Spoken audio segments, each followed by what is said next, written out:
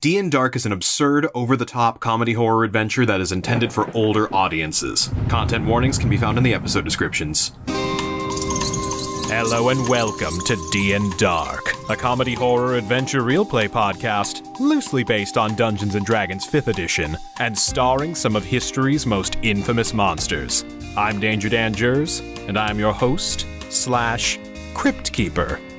So quick heads up, these next couple episodes are going to be a little bit different from the norm. All of the players were separated and isolated into a series of solo arcs and events. These were all recorded at different times in different rooms, completely separated from one another, and the players do not know what happened in each other's solo adventure.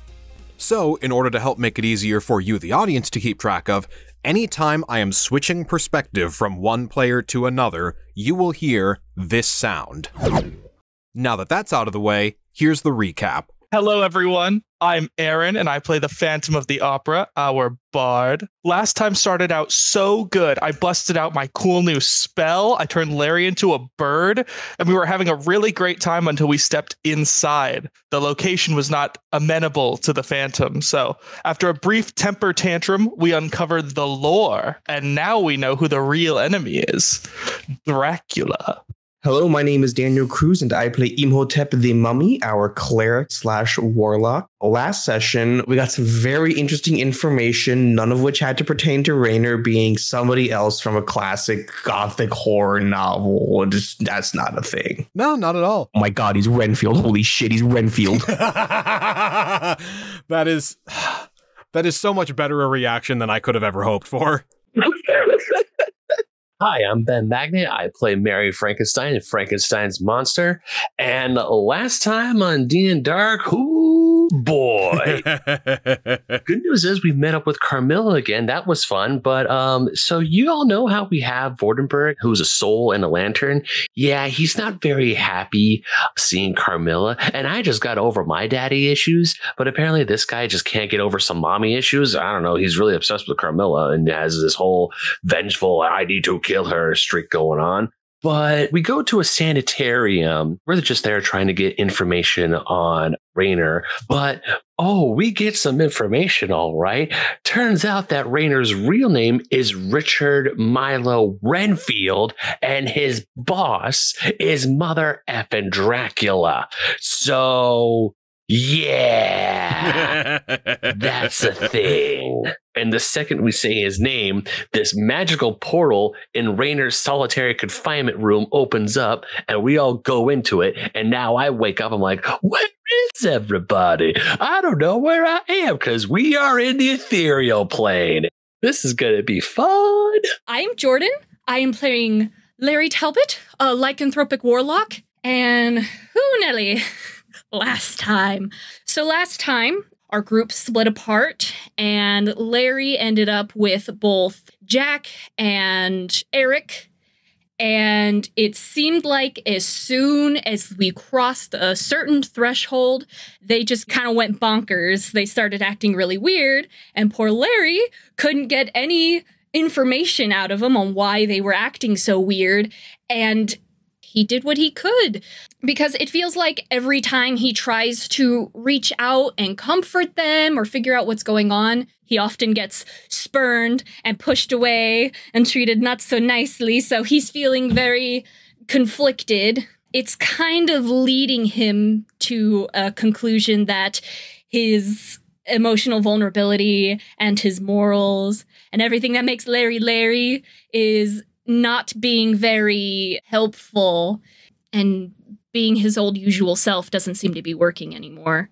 Hello, I am Grayson, playing Jack Griffon, the Invisible Man, the party's rogue mastermind. So last session, we found the asylum that Rainer, now known as Renfield, was housed in for a period of time. And of course, it being an asylum, Jack has a little bit of history with it. He kind of knew where the button was just to open the gate. A thing that he was trying to do to kind of keep grasp of the whole situation and not tumble is he focuses on little projects here and there. And with a lucky roll, I was able to get some ingredients last time. So that's totally not going to come in handy sometime in the future. And I'm Jenai. I'll be playing the part of Carmilla Malarca Karnstein, vampire spawn. So last time on D&Dark, we found the enigmatic Seward Sanitarium, which was strewn with bodies, which Carmilla had some interesting remembrances of her own past life. It was very sobering. And through the warpath of Phantom's Tantrum, we came upon Raynor's cell, but he is not in fact Raynor, but Renfield, and his patron is Dracula. And with that, let's dive into the chaos.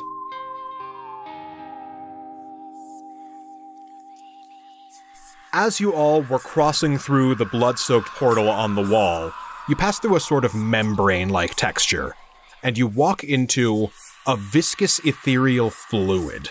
I don't like that. You see the others a couple feet apart, and they start to blink out of existence one by one, as you see the colors on the wall behind you have been on the fritz since everyone started yelling different variations of the name Dracula, and in sequence with it is sending everyone off in different directions.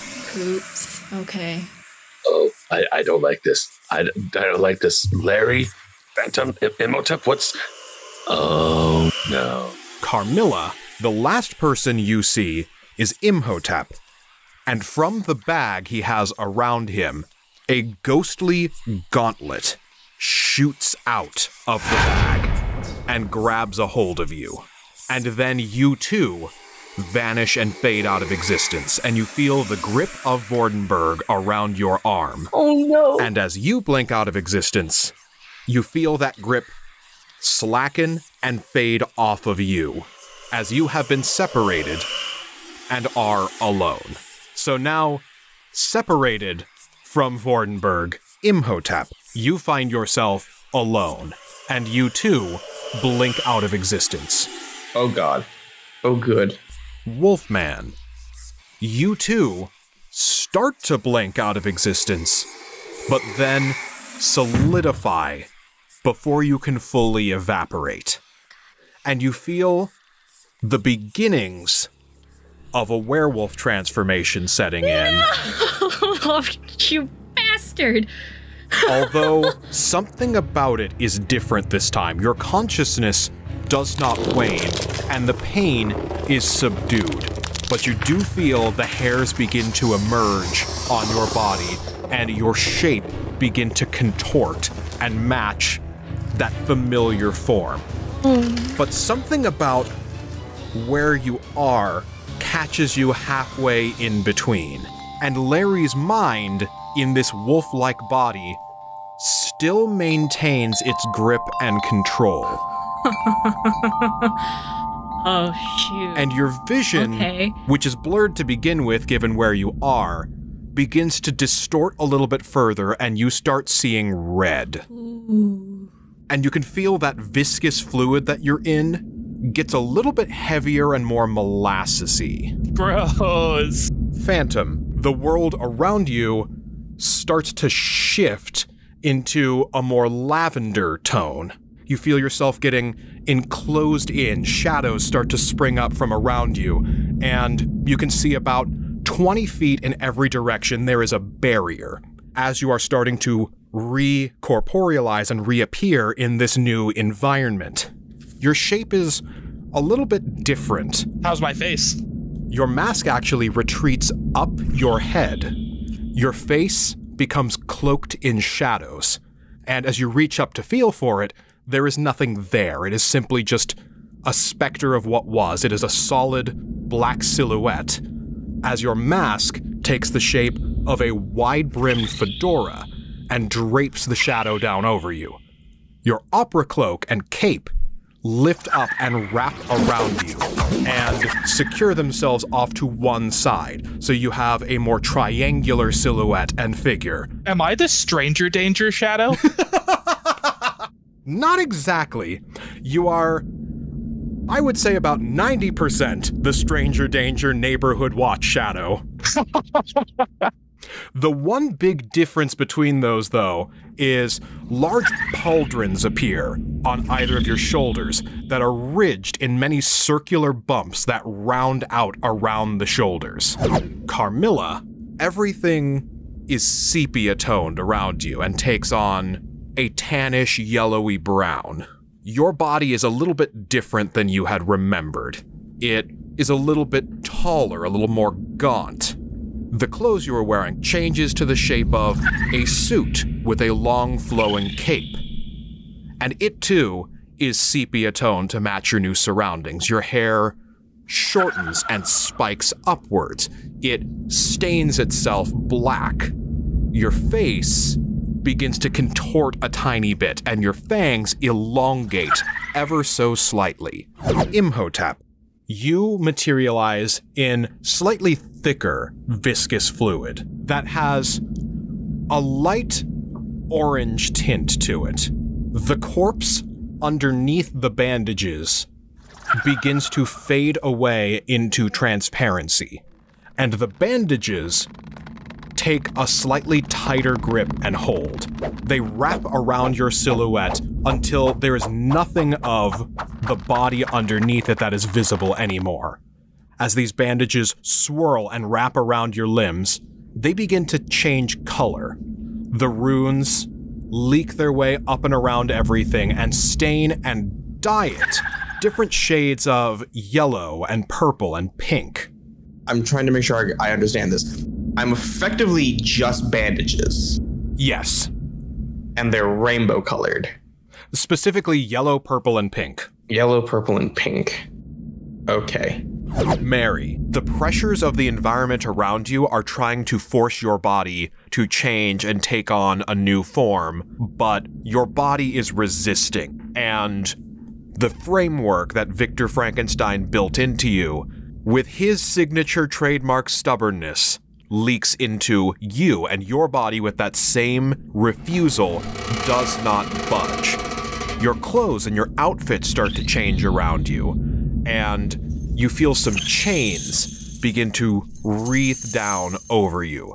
Your clothing takes on a reddish, almost salmon-like color, and gears and cogs begin to form around your face, with basically nuts and bolts forming a large pair of spectacles that slot over your eyes. And through those spectacles, everything takes on a pink hue. Jack, the viscous fluid that you're in, takes on a slight teal color. As you start to recorporealize, you are, as opposed to being completely invisible, you are about 50% opaque. Your top hat begins to shift and change into a bowler hat. Your suit disappears around you. Your goggles shift and change into a large pair of spectacles, and a bow tie appears around your neck. As you look around, you can see about 20 feet in all directions, there is a large physical barrier that is sloped upwards and rounded. Go ahead and roll perception. I got an 18. With an 18, as you're looking around in all directions, you can see that all of the walls around you are slightly curved upwards. They are all rounded and very smooth. And as you look forward, backward, left, and right, on all sides of you, you are surrounded in this dome-like structure. As you look up, you see no ceiling. It is just a completely open area. And with some concerted effort, you can freely swim through this fluid. I'm immediately going for air. All right. Well, shoot. I want to get up there. Is the strange barrier at all scalable? It's very smooth. There's not really any place that you can grab a handle on. Shoot, yeah, I'll just swim it. All right. So, as you swim your way up, roll another perception. Hopefully, I'll be more perceptive. Aha, nat 20. No one's here to see it, but it happened. With your nat 20, you get a faint raspberry scent. All right, I try to swim up. You make your way up to where the liquid ends and can look out over the edge of this wall. You've got a pretty steady gaze and view of your surroundings. As you look out over the edge of this wall, you see, stretching almost as far as your eyes can detect, there is a flat, empty, barren landscape that is a wooden floor that stretches out in all directions, impossibly far. You see to the side of you that at the edge of this containment unit that you're in, beside it, there is a large skyscraper that is a similar shade of salmony pink that is overlooking this containment unit. And if you stretch and squint your eyes, you can see way off in the distance at the far reaches of this same landscape, 5 other sets of skyscrapers and dome-like containment units. So I get out of that. I have these spectacles on. Can I take the spectacles off? They are firmly affixed to you. And go ahead and roll acrobatics as you are making your dismount. Okay. That is a 13. With a 13, it is not the most graceful dismount, but you are able to vault over the edge and make your way to the base, where this wooden floor and landscape stretches out as far as you can see. What is this place? This is so weird. Roll nature. Nature in this very non-naturalistic environment. When you say wood, do you mean woods or just like wood paneling? What's your roll?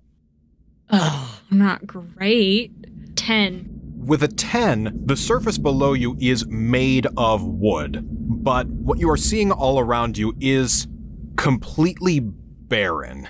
There is, if you really strain your senses, you can see an eventual end to this ground that you are on, where there is a chasm very far off in the distance. You know, I'm gonna run. I'm gonna use my wolf legs and my stupid speed, and I'm gonna run to the edge of the chasm. I kind of touch the wood and kind of like see what I can get out of its existence, you know? Go ahead and roll either investigation or insight. 14. With a 14, as you are touching this wooden surface, it is flat, it is ridged, there's a slight pattern to it. And you can follow the staining of this wood, and it alternates every 30 feet or so, changing to a slightly different pattern. And as you're taking this in, you start to look around you a bit more, and you look back up at the large dome that you came out of and the skyscraper besides it. And you see on the orange skyscraper your own image looking down at you. Oh, I do not like that. It is the image of your new changed self in this form. And as the scent of oranges wafts down from the dome that you were in, you can pick up very faintly, coming from each of the other domes in the distance, the scent of raspberries, the scent of blueberries, the scent of strawberries, the scent of cherries, and the scent of chocolate. Am I inside a giant snow globe on Dracula's mantelpiece overlooking a Christmas scene? Is this kind of like in that movie Krampus? You are close, but not quite there, because you see some words above this skyscraper overlooking this large figure of yourself in your new shape staring down at you. And you notice emblazoned above it the words, Count Chocula. Wait a damn minute!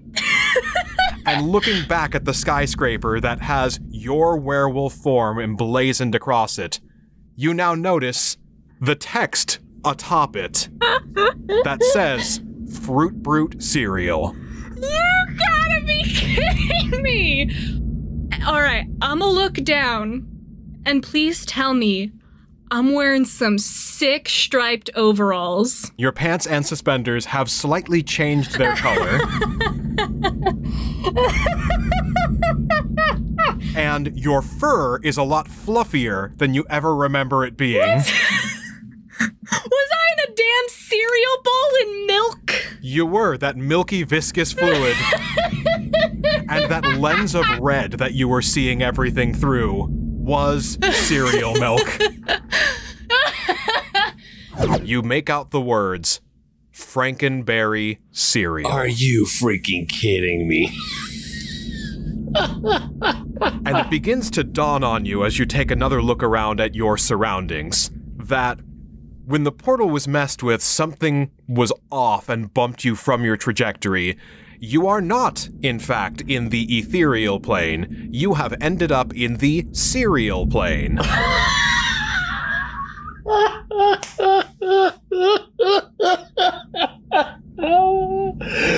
Oh my god. I'm in the cereal plane. So I was in a giant vat of strawberry milk. Okay, I was like, why do I smell strawberries? And you see the large words overhanging the top of this skyscraper, Boo-berry cereal. Oh my god. Okay. And you see the words, Yummy Mummy cereal. Oh no, Dan. And it occurs to you that you have not entered into the ethereal plane. Dan. You have entered into the cereal plane. The cereal plane. Dan. Dan, this is so dumb. Oh my god. Is everybody getting a session like this? Absolutely. Love it. Hate it. Wonderful, horrible, worst, best decision you've ever made. Yummy Mummy. I tilt my head to see if I can see the nutrition facts. Who would ingest this? This is horrible for you. You see the words above at the very top of the skyscraper that say, part of a balanced breakfast. And it is leaning very heavily on the part of. He is 4,000 years old. He's used to like gruel or stuff like that. He hasn't eaten much. So he's just like, what do the mortals eat these days? Again, he looks at his hands. I do not fully understand. I do not know if I want to understand. I would like to go home now. Thank you, Mr. Yummy Mummy. You seem very nice. I seem very nice. No thank you, though. Phantom, your skyscraper is jittering in and out of existence. It looks like it's conceptual, almost sketched into this world.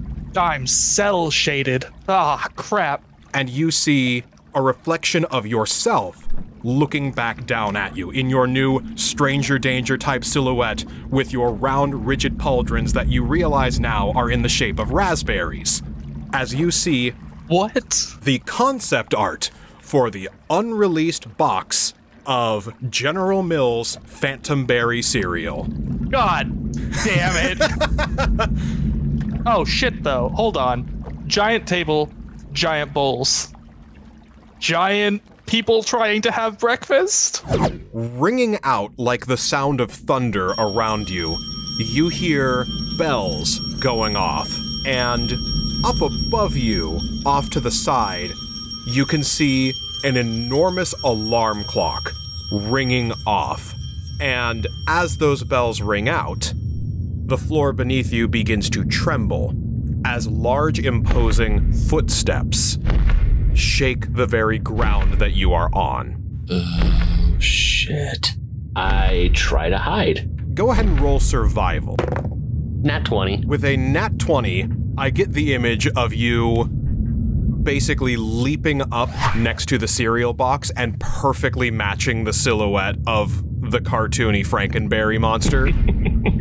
And as you hover there for a single moment, you make eye contact with a colossally large titan of a human being that is, with kaiju-like footsteps, thundering towards the table.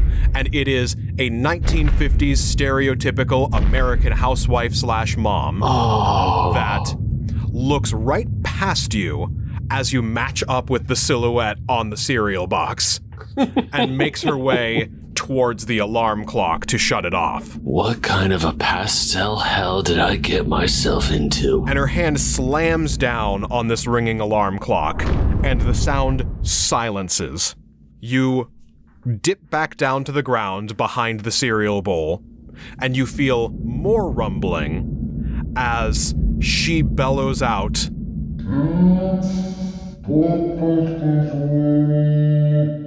"Oh boy. I'm gonna try and duck between the bowl and the box. I'm just gonna sprint and be like, nope, that sounds big. Do not like that." And as you hide between the bowl and the box, a hand reaches down to the table and brushes off the dust of the sugary cereal that you are leaving in your wake. I'm a nuisance. Love it. And this hand that is 10 times the size of your entire being right now is a short distance away from you and is very slowly brushing and dusting off the table, sweeping as the dust plumes up around the bowl. Go ahead and roll another perception. 22. With a 22, as the dust plumes up around the bowl, you notice it for just a moment. As it lingers up above, it gets sucked under the milk and back down into the bowl. There is a tiny little shimmer that you can feel of magic that is coming from this bowl that you climbed out of. Well, now that I'm out of the bowl, it's going to be hard to get back into the bowl. This is such a weird situation. I don't even know what to do. I'm trying to think. I was ready for you find yourself in a desert and horrible things are happening. Like, I am at a loss right now. I guess, can I Arcana to see if I can figure anything out about the magic of the... Sure, roll Arcana. That's a nat 20. With a nat 20, that magic that you're feeling is the portal that you came in from, still open and still going the other way. And you can get a sense that each of these other bowls probably feel and work the same way. Okay. And the mom makes another pass out 10 feet in front of you as her hand comes down on the table, prepared to make another swipe away at the orange powdery dust. Which seems to be being sucked back into the bowl as it goes up, right? Yes. I guess I'm gonna let her sweep me up and see what happens. Okay, so as the hand comes down in front of you, you feel some of your bandages, against your will, involuntarily reach out towards the hand.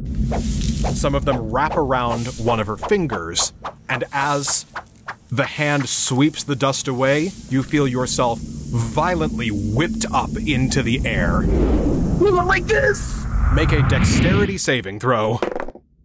That's another nat 20. With another nat 20, I want you to describe your perfect dismount and dive into the bowl and through the portal. The best way to describe this is I am swept into the air. I'm launched what feels like hundreds of feet. And I look down and I see the bowl, bringing back his memories of when he used to swim in the Nile with Ankh-Sunamun during the flooding seasons. Imhotep does this beautiful twirl, twist, tuck, and lands him with just the smallest little splash. Beautiful. And as you make your way down into the bowl, you are able to redirect, swim, and plummet yourself directly into the portal, your bandages reaching out, grabbing the edges, and slingshotting you through. Like the Andrew Garfield Spider-Man. Right, good. Carmilla, the liquid that you are in begins sloshing around with more intensity, and the ripples start to cause waves to form around you. You are struggling harder and harder to remain surfaced as these rippling ocean waves of this chocolate-stained cereal milk begins to rise around you and pull you down with the undertow. Not how I thought I was going to go, but I guess I ate too many people, so now it's my time to be eaten as well. And the rippling becomes more intense as the sound of footsteps gets louder. If I'm in the bowl of cereal, I'm trying to get out, but then I want to look for the next closest bowl, because if I was in this one, then the next bowl might have somebody else. Go ahead and roll acrobatics. 17. With a 17, you are able to vault yourself over the lip of the cereal bowl and start sprinting full speed as fast as you can towards the next closest bowl, which, just for the hell of it, I'm gonna say it's Fruit Brute. So you start making your way towards the red skyscraper and the bowl beside it, and you can faintly hear, simultaneously, just barely and overwhelmingly loudly, the sounds of laughter and footsteps of several children far off in the distance, making their way downstairs towards you to start their day the spooky way. Okay, I have a plan once they're close enough. A stupid, stupid plan. I was going to have you roll something, but I want to hear what your plan is first. I would like to phantasmal force the kid, or one of, somebody, to think that there's a fly in their cereal bowl and not eat it/me. Go ahead and roll an attack for Phantasmal Force. I will say you see a gargantuan 50s housewife mother walking around the edges of this table, pulling out the chairs and getting the cereals ready for the children. Oh god. Phantasmal Force is usually a save, but do you want me to? I would say roll your spellcasting modifier then. Cool. 19. With a 19, your Phantasmal Force does successfully hit the housewife/mom. I want you to describe exactly the effect that you are going for. Well, okay, so for me, it would be a 10-foot by 10-foot giant fly carcass floating in the dead center of the cereal bowl just to get it the fuck out of here. I don't know what happens if they start slopping and slurping, and maybe we can get it all dumped out without anybody getting eaten, is the hope. As you give off that image, and I'm assuming the sounds of the fly struggling and dying in the cereal? You know what? Yeah, let's do it. It was gonna be just dead, but no, you've got it. It's thrashing. So, the mom looks down and with a gasp is horrified, and very slowly, the shadow of her enormous arm reaches down over you, grabs the bowl, and you feel yourself shaken and thrown to the other side of the bowl, splashing your way through all of the chunks of raspberry-flavored cereal and viscous lavender milk as you slam into the other edge of the bowl. And you feel yourself being lifted up as tsunamis of milk start pouring over you. Oh god, it backfired so much. And as you are getting thrashed around, roll perception as she is making her way towards the sink. 15. With a 15, you see this impending vortex below you as you are being brought over towards the sink. And the garbage disposal is turned on. So you hear a threatening grinding and gnashing as some water that was already left over in the sink that is filled with other dishes begins to spiral and whirlpool its way down. The mom begins to tip the bowl over into the sink, and as the sea levels change around you, you spot very briefly, still at the bottom of the bowl, the portal that you came in through. Ooh, okay. Can I see through it? Are there things on the other side of the portal? The ethereal fluid that you had first stepped into is still as you remembered it. It is a bit mismatched from the cereal milk that you currently find yourself in, so you can tell that it is still not closed yet. But there are, like, physical objects on the other side? There's nothing concrete that you can latch yourself onto. Ugh, not even with the whip, bringing that back? Go ahead and roll either athletics or acrobatics. Yes. 17. With a 17, your whip does latch onto something just on the other side of that portal. You feel it shifting and pulling you in as you get reeled in like a fish on a hook.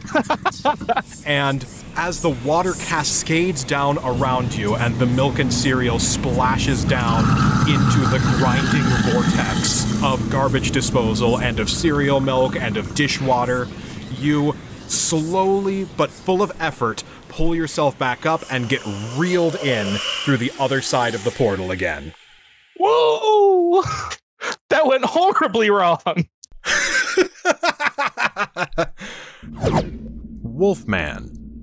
You feel off in the distance several sets of identical footsteps to these, making their way down an impossibly large set of stairs towards you. No! Not children. Terrifying. Is there a place I can hide? Is there anywhere I can go? You have bridged enough of the gap to make your way towards that ethereal concept art of the Phantom Berry cereal. You better still have my damn cane, you concept art bastard! Oh no. Hellspawn. And this mom begins pulling out chairs and setting down spoons next to each of these bowls. She still does not know that you are there, does not see you, and sets a spoon down beside you. Go ahead and roll either insight or survival, whichever's higher. 12. With a 12, she sets the spoon leaning up against your bowl, and the children are beginning to make their way down the stairs towards the table. You know that you will be spotted eventually if you stay on the table, and you see this ramp has now been placed leading right back into your cereal bowl. I'm just gonna roll on behalf of the children. Oh god. Getting real Attack on Titan vibes right now. And on behalf of the children, that was a nat 1. Thank God. So as the table trembles a little bit and you get launched up every couple of steps as you're running as fast as you can towards this next other bowl, one of the children running down the stairs trips over their shoelaces, tumbles down, and slams into the wall, blocking all of the other kids from coming down, and is doing that Family Guy.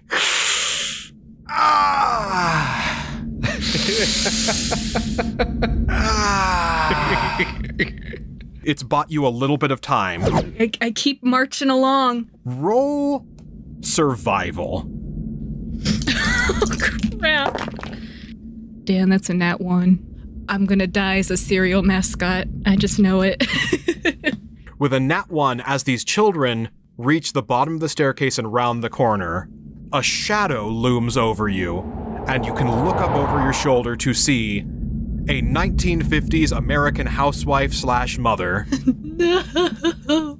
who, from impossibly high up, lets out a shriek as she drops a whole bunch of spoons that clatter down around you and bellows,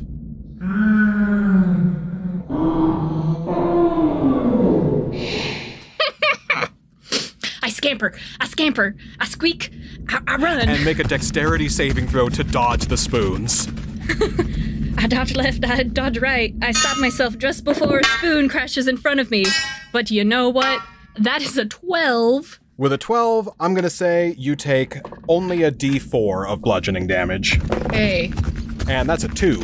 You know what? I'll take it. Darting in and out of the spoons, you get clipped by one just at the very edge, as you're not quite able to dodge out of the way, and scramble Yipe. in between the bowl and the skyscraper that you now realize is a cereal box. You can see as it phases in and out of existence, the cereal bowl in front of you has at its base, on the inside, a portal just like the one you passed through to get here.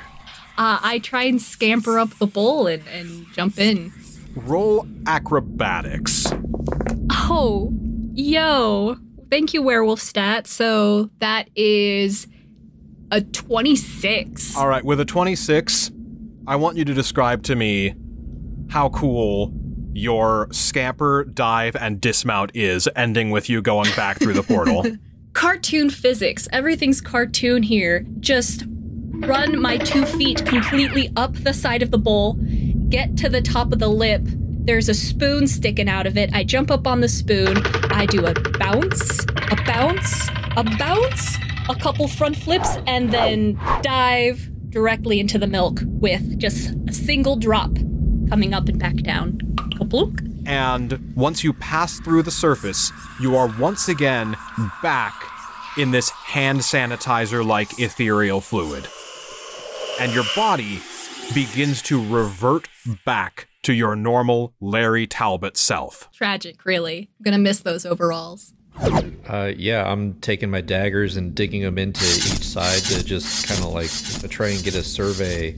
But I'll definitely say that Jack is in 100% panic mode because it's been a minute since he's been on his own and he just got out of the asylum. So he was already kind of falling back into that negative mental space that he was in. So go ahead and roll me, I would say investigation then, as you are trying to get a survey of the land. That's like a 5? With a 5, you see no trace of any of your companions in any of these other bowls. As you look down, you get hit with the overwhelming scent of cherries, and you see no indication of the Wolfman. I want to know where the kids are at this time, because if they're going to start chowing down, I need to not be in the area because I don't want to look like another little treat for them. You can see the kids just off in the distance that are compiling around the edge of a staircase, and as you are clinging on to the side of this cereal box, you see, walking past you, a titanically large 50s American housewife that is strolling past, each of her steps wobbling the table and shifting the cereal box back and forth as she is making her way to try and help the kid back up to its feet. And the shadows of her arms loom over you as she reaches out to her kids. What are the bowls made out of again? Could I tell when I was in it? You can tell retroactively that these are porcelain bowls. Okay. And go ahead and roll me perception. So that's an 8. With an 8, you can feel the daggers beginning to slip out of the cardboard as you are sliding and holding out over this bowl of Fruit Brute cereal. As you try to regain your grip, you can feel that you've got maybe 5 seconds before these knives pop out and you are free falling into the cereal bowl. I think with that, I'm just gonna kick off of them and hope that I can land somewhere that's not gonna hurt me very much. Just purely for the flourish, roll either acrobatics or performance. This will have no impact whatsoever on anything mechanically, just how cool you look. You said acrobatics or performance? Yeah. Okay. Oddly enough, I don't know why, but my performance is higher. I am so confused by that. Kick ass. I got a 18 plus a 5, so 23. With a 23, as you kick off and you pull the daggers out, little bits of cardboard shatter out of the side, and you flip upside down, and like Into the Spider-Verse, little pieces of cardboard begin falling down around you as you in slow motion fall upside down upwards towards this bowl of cereal. Meanwhile, I just have the song What's Up Danger playing in the background for me. And doing a perfect swan dive into the milk as these pieces of cardboard, shrapnel, and rubble fall down around you. The milk gets agitated and begins to splash up, and as the milk swirls around you, you can see at the very base of the bowl, there is another one of these portals that you came through. Yeah, sure. I'll start swimming down towards it. Any place is better than where I'm at right now, because I do not want to get eaten.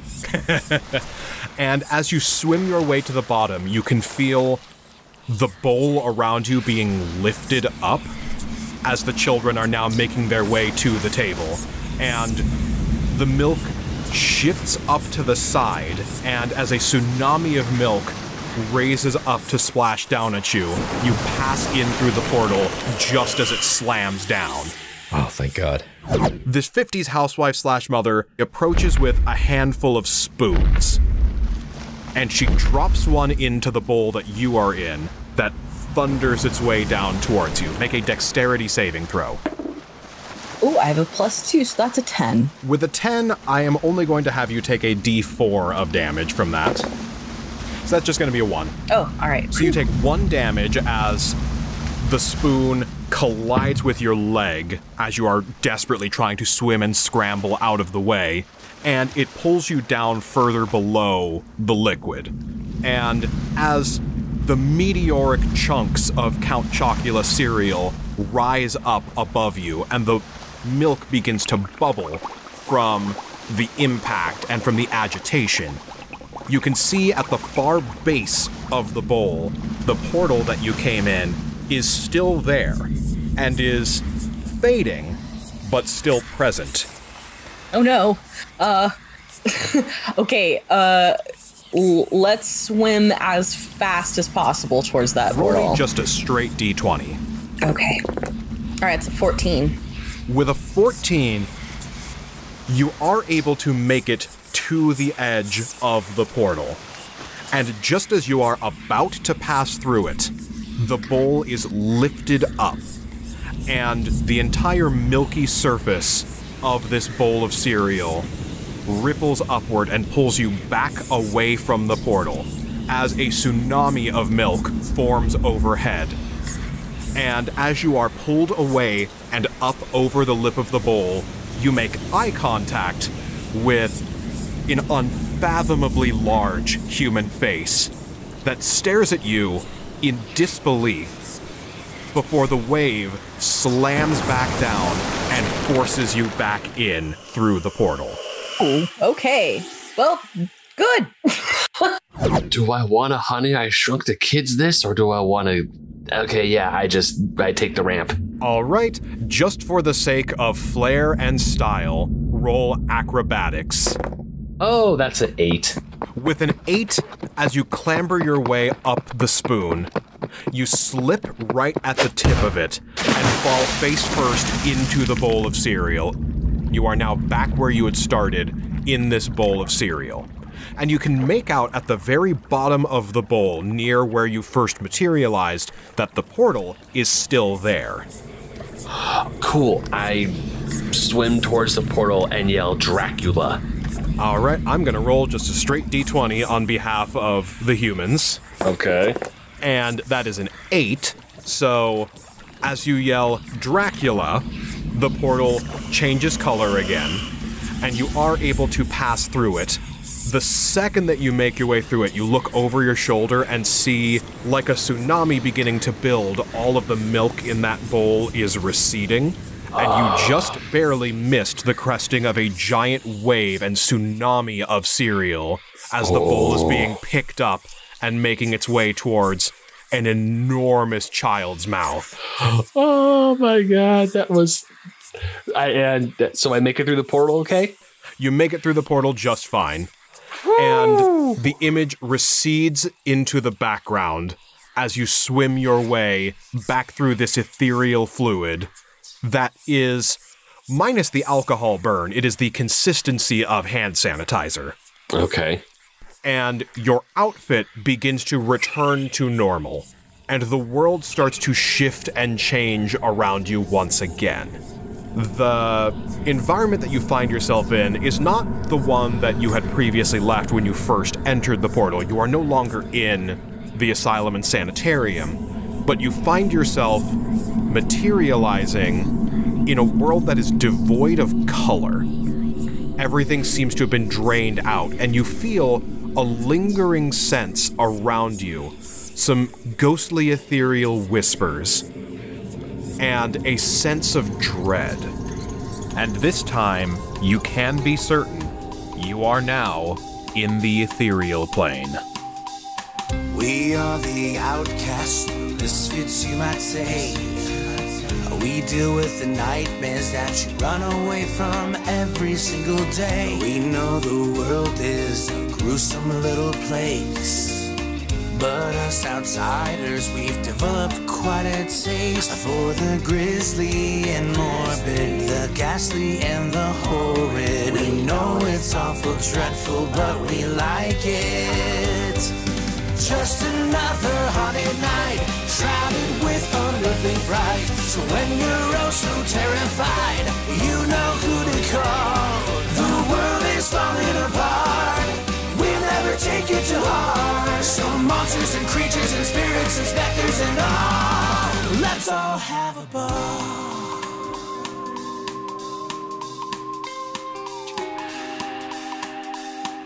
It is one of those weird things where it feels fine for Renfield to call Dracula Master, but it feels creepy for anybody else to. Yes, I know. Which, man, it is a fundamentally different experience doing this game post that reveal. I feel so much more liberated now. I bet you do. It was so funny when we were like trying to get it out. You were like trying to say his name and the planes kept coming. I could feel how like built up you had been because this has been something you've been working toward for like months, like a year, you know, since the inception. And just, oh man, I felt so bad for you. But we got through it. I'm so proud of everybody.